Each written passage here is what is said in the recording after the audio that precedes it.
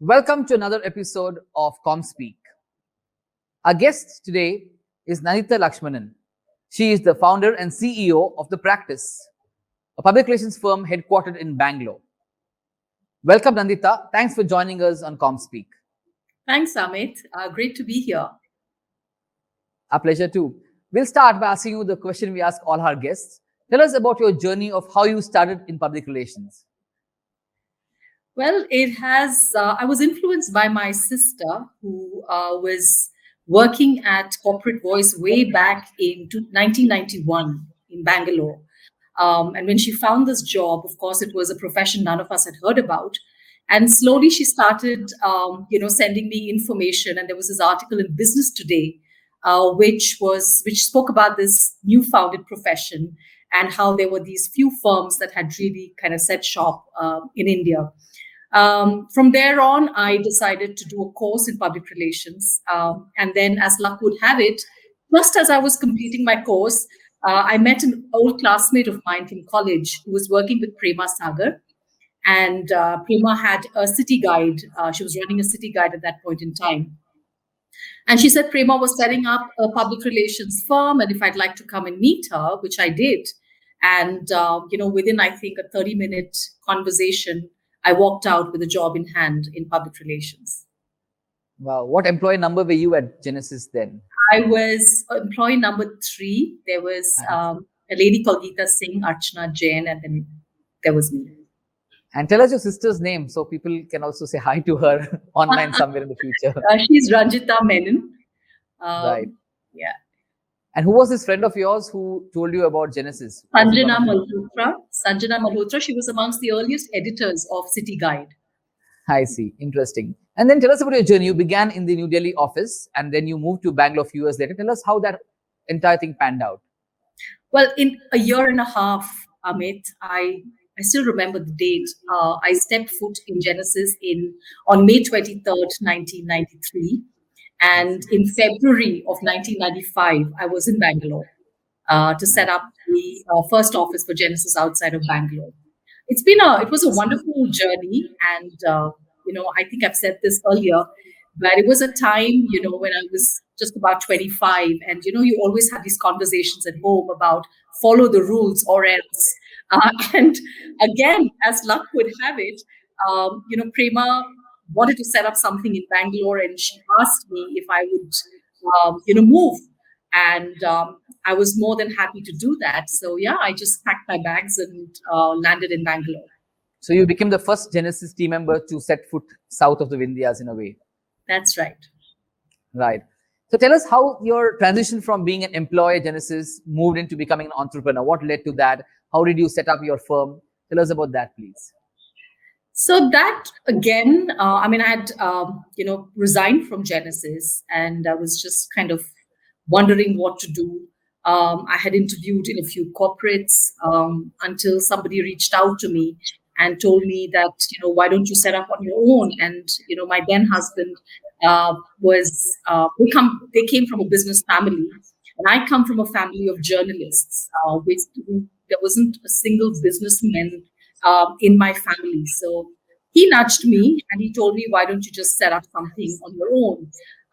So I started doing a few assignments, always thought that I could become an individual consultant. But one thing led to the other. I think I missed working with a team, the excitement of having an office, etc. One thing led to the other. It was very organic, Amit. Nothing planned. And yes, the practice was founded in January of 2000. Wow, 21 plus years now. What was the story behind naming it The Practice? In Genesis, I used to manage a lot of tech brands. So here I was, a master's in literature and working with Spark Systems or Sun Microsystems. And, in that time, it was digital equipment, DEC, Intel. These were some of the clients that we worked with. So when I set up the practice, it was meant to be, it was a time of the startup boom in the year 2000 in Bangalore, in India, and especially in Bangalore. And I wanted to, in verticals, right, in healthcare, etc., in law, you call them practices. And so I wanted to set up something for technology startups. And so it would be a vertical, and therefore the practice. And of course, the PR stood out for me, and the name stuck. Interesting. So tell us a couple of things on trivia. Who was your first employee at the practice, and which was your first client at the practice? So my first employee at the practice was Somashekar, who was my assistant and continues to be my assistant. He's worked with me now for 25 years. And my first client was Unimobile, which was actually Graycell Technology, started by a poster boy of tech startups, Rajesh Reddy. And so he, we signed him on as our first client. Interesting. Well, thanks for giving us insights into this origin of the firm. I'll now move to a bit on campaigns. We'll talk of 2 or 3 different kinds of campaigns. Tell us one campaign that you, till this date, feel proud of having worked on, built, created. I'm sure there are many and hundreds of those over the last 20 plus years, but there's one always that you may hold dear and you would love youngsters to look up, read about that campaign. I know your firm also made it to the Cannes in a big way a few years ago. It could be that campaign or any other. Talk about one campaign at least that stands out for you in all time. So I just feel that, Amit, there are a couple of things that I'll speak about. One is a campaign, which was the launch of the Bangalore International Airport. Few people know that we were behind that launch, and it was very exciting. And, in fact, I was in 2 minds whether to take that project up because it was mired in controversy.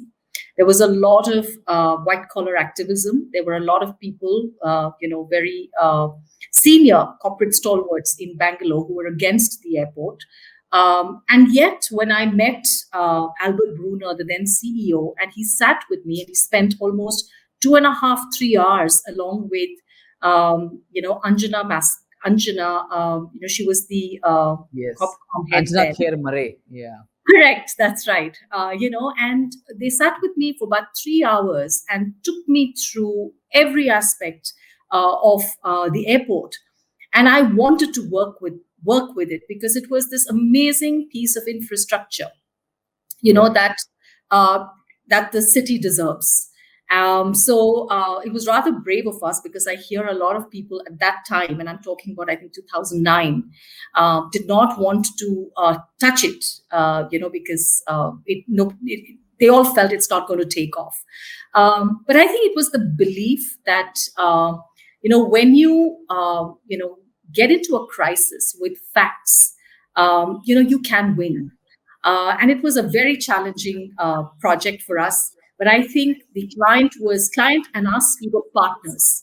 And I think that saw us through. And it was delightful we spent the night at the airport, the day it launched. And we spent the subsequent days and nights at the airport, just managing things. It was a high. And today, when you look back, and every time you pass that airport, right, it brings back such fond memories. And surely, it's one of the finest pieces, infrastructure projects that our country has today. Right. Absolutely. The other thing that I'm very proud of is, of course, our journey with Infosys. And a lot of other sectors, Amit. For me and for the practice, we want to see the entire time span of an industry. And Infosys allowed us to do that. They were a $360 million company when we signed them up in December 2000. We saw them through their $1 billion day. We saw them through some of their very early crises, of the sexual harassment and, subsequently, some of the other crises that we saw. And we saw them through a lot. And we worked with them for 15 years.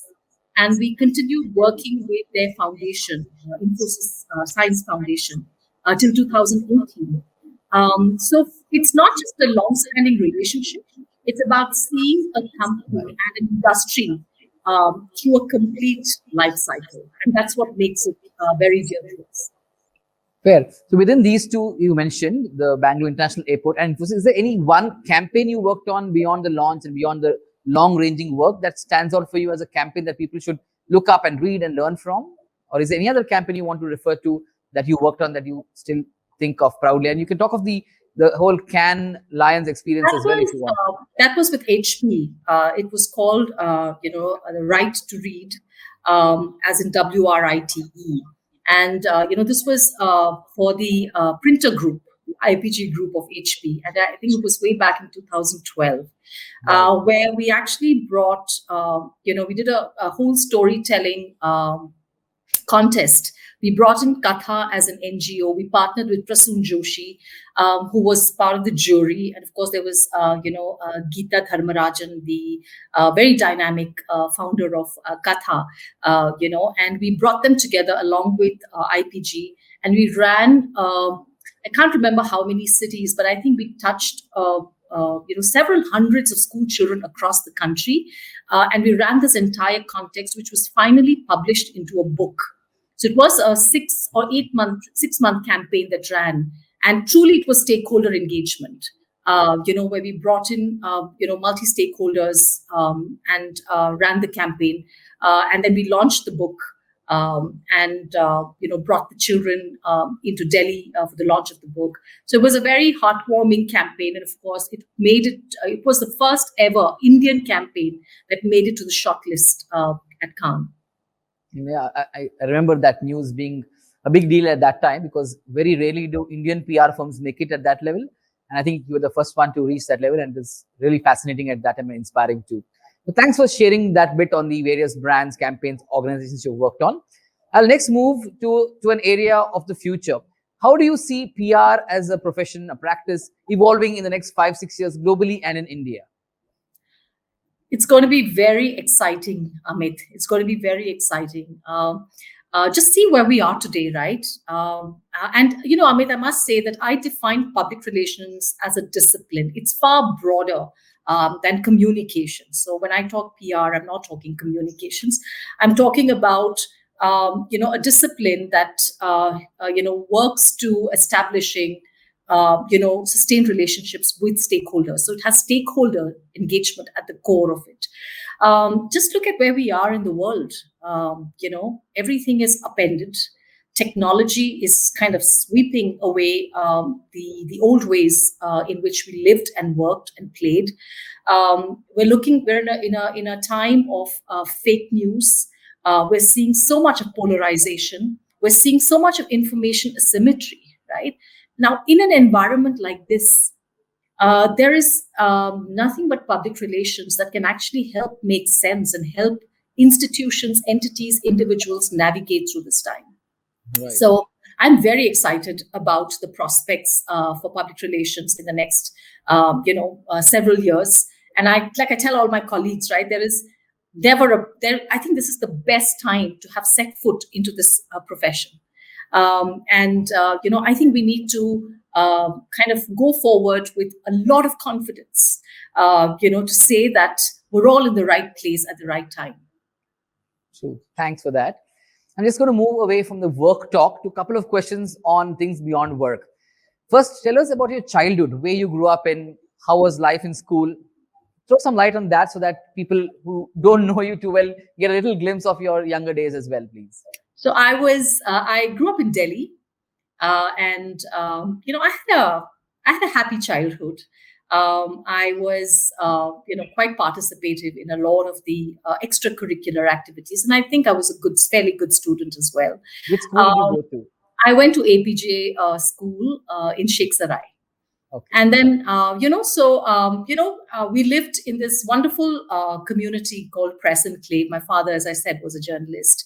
So it was always playtime from like 4 p.m. to 6:30 p.m. So there was a lot of running around and a lot of activity. And then you come back home and then you kind of try and, not do the work that you're supposed to be doing, etc. I was a copious reader. I read a lot. And I read subjects and books that I should not have read at my age. But I think this was because of the influence of my sister, who was 3 years older than I. But everything she read, I read, just that I was much younger. So it was a lot of books, a lot of play, and yes, the regular stuff as a student. Nice, thanks for that. Tell us about what you do currently to unwind beyond the practice, beyond your clients? What do you do to take time off from your busy schedule? Well, I just shut myself in my room and spend time with myself. So do nothing. I can just spend hours with myself. I love my own company. Sound like a megalomaniac, but what I That's do. okay. And yeah, solitude Oh, really nice. helps me unwind. Now, I remember you telling me a couple of years back when we met for coffee that you were doing something in the area of handicraft and textile. Do you still do something like that, or do you want to talk about that as well? Yes, actually, I do. This was a time, Amit, that I took a sabbatical. Maybe we met when I was on a sabbatical for almost Right. 5 years. And I love Indian handloom and textile, and I used to do a lot of road trips across India, to visit all these places where these amazing things were crafted. Um, so interestingly, now I am, working with an NGO which is kind of reviving a lost textile, a lost weave tradition in one of the poorest of the poor districts in Orissa, called Atinati. And the project has gone beyond just reviving the weave. This NGO that I work with, Maunadvani, has done a phenomenal job in kind of uplifting this district from poverty, and taking a very holistic approach to growth. So I've been involved with them, and I think it's just been such amazing learning. And I hope that I get to visit that place very shortly. Great.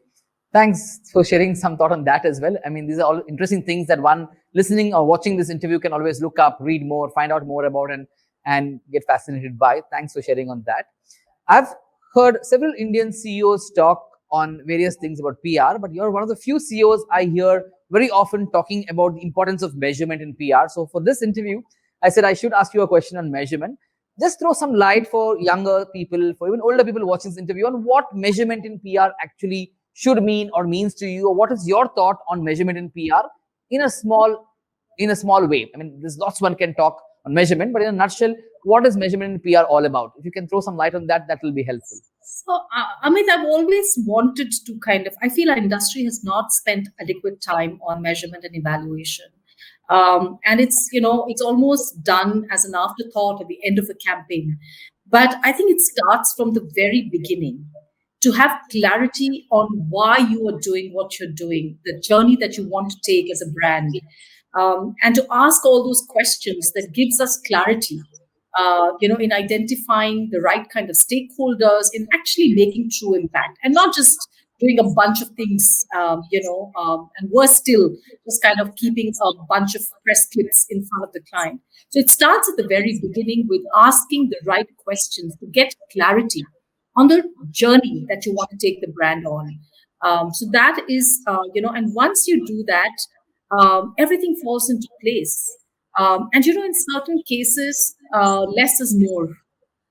You will end up doing less, but that does not mean that your work comes, the cost, the investment that you make is also less.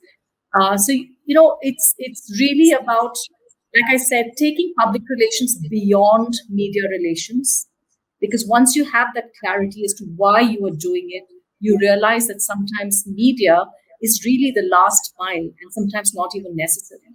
So that is measurement. And today, Amit, it's a very interesting and fascinating confluence of data, technology, and communication experts coming together, because with analytics and technology, you can actually develop matrices that really tell you how you're kind of moving forward. So I think that is really where I come from. And I was lucky in my very early years, right? I'm talking about the mid 90s and late 90s. At that time itself, we had abandoned, this evil that I say of, AVEs, and it's really not a measure. Right. So I do say that it's about measurement and evaluation, and it is actually a way to input back into the planning process. So that is the way I see it, and it's not about grading your performance, so to speak, but it's about seeing how you've done, what you need to do more of, what you need to do to improve the work that you're doing, and to then kind of move back into the whole planning process. So thanks. That's helpful to know. We are coming to the end of this interview. The last question before we move to the rapid fire. The question is aimed at your advice for younger professionals getting into the public relations world. What is your advice to them? What should they do, not do, to become successful PR professionals? So, any message from you would be You know, helpful. the first 5 years, I would tell everyone to just be like a sponge, to absorb everything that you're seeing around, everything that you're learning. Observe your clients and the client's business, and then kind of, just learn. The first 5 years is all about learning. I mean, do want to make a point over here. I feel at this stage, it is very important to keep reinforcing the importance of ethics and integrity. I feel, somehow that in today's age, we're a bit casual about these two things. But public relations is a very serious function. We are the conscience keepers of our businesses. And if we don't practice ethics and integrity of the highest order, we're not going to be doing justice to our discipline. So I feel these are the things that I'd like to leave behind with some of our younger colleagues. Well, thank you so much. I think I enjoyed listening to you, talking to you, and I'm sure viewers watching this at any point of time will learn and take back some things. If there's anything else you want to add now or later, let us know that I missed asking you and you feel it's important for an interview like this. And I'm sure there'll be many more occasions as well to talk, but feel free if you want to add something that I missed asking you before the rapid fire starts. No, you're in the driver's seat, Amit. Okay. Thanks. I'm going to move to rapid fire. Most rapid fire questions that we have are common to all our guests. But in your case, I'm going to skip two, and I'll tell you which two I'm going to skip. The question I ask everybody is, who is your favorite boss and the best company you worked for? But I'm going to assume that you only had one boss and one company before the practice. So we know the answer to that, and you mentioned the name. I want to say the practice is the best company I've worked for. No, the question we ask founders is, if you worked in another company before you started your own company, which was the best one? That way. So no questioning, no doubt that your current company is the best one you work for. That goes without saying. Absolutely. Yeah, so I'm going to dive straight into the rapid fire. It's about 8 questions in about 80 to 90 seconds together, so 10 seconds each. We'll start off. Tell us your favorite brand. I don't have a favorite brand, but if there is one, it is my neighborhood store, All Seasons, because I get everything I want and they know me so well. That's fine. So what is it called? What's the store called? All Seasons. Okay, All Seasons. Okay, I thought he's open all seasons, is what you said. Tell us your one all-time favorite book. It's a book called Tuesdays with Maury by Mitch Albom, and I keep it by my bedside, and it's my go-to book. Okay. Anytime, yeah. Who is your professional role model, if there's one? Amit, I prefer to kind of take different characteristics from different people because at the end of the day, it has to come natural to me. So yeah, few things from everybody across that I've interacted very closely with. You want to name a few? You can. If you want to keep it. Of course, it there is Prema. There is, Archana Jain. There is Mr. Murthy, Narayan Murthy. There's Helen Ostrowski. She was the CEO of Porto Novelli in 2004 to 2008. And there is a lady called Joan Amble. She used to be the corporate controller for American Express. And I mentored with her in 2010. So yeah, so these are some of the people that I worked very closely with, and I kind of take certain things from them. Thanks. No, helps. Name one Indian communicator that you admire, other than your sister. Manish Sabharwal. Okay, you want to tell us why? Because he's not the typical name we hear from people, but tell us why Manish Sabharwal is the communicator. He is just so well-read, so knowledgeable, and his ability to tell stories with facts, is simply outstanding. I would say it's unparalleled. We worked with him at a time when he was, we worked on his company, India Life Hewitt, and our whole mandate was to speak about not the brand, but to speak about the need for pension reform in the country. So Manish always goes a step beyond and looks at the the wide canvas, and makes his point so lucidly. He's outstanding. Thanks for throwing light on that as well. Tell us one communications campaign that you really admire that you did not work on. You feel that, wow, I wish I had worked on this campaign, that stands out for you and as a campaign that you aspire to work on someday. There's one like So, that. I mean, it's not a communication campaign, but I've Okay, fine. been very intrigued by Niti Aayog's Champions of Change, Okay. the whole idea where they're looking to bring the poorest of the poor district out of poverty within a specific timeline. So, I think by 2023. I really wish I could have been an apprentice or can be an apprentice for projects like this, because now I want to roll up my sleeves and go down to the grassroots. All right. Thanks. What is your favorite holiday destination? One place you'd love to go to again and again. Home. Okay. I just want to, yeah, The I've final just, two questions. What is the one thing you've learned in the last 12, 15 months of being in a different kind of setup that all of us have been in? Tell us that one learning for you. so this setting is something that I'm very comfortable with, but having said that, Amit, I think it is to work on things which are in my control, and to just kind of keep away, and not worry about things that are not in my hand. And I did this for my family, for myself, and for the practice. And I think we've just come out much stronger for that. Great. The last question, describe Nandita Lakshmanan in 3 words. Work in progress. Okay, that's exactly 3 words. Thank you so much. It was pleasure talking to you, Nandita, and as always, it is joyful to hear your insights and responses to questions. Hope to meet in person soon, somewhere, sometime. Thank you once again for making this time, and I hope our viewers, listeners, wherever you are, enjoy listening to this episode of ComSpeak. Tune in next week again to see another new guest on this show. Thank you. Have a great day wherever you are.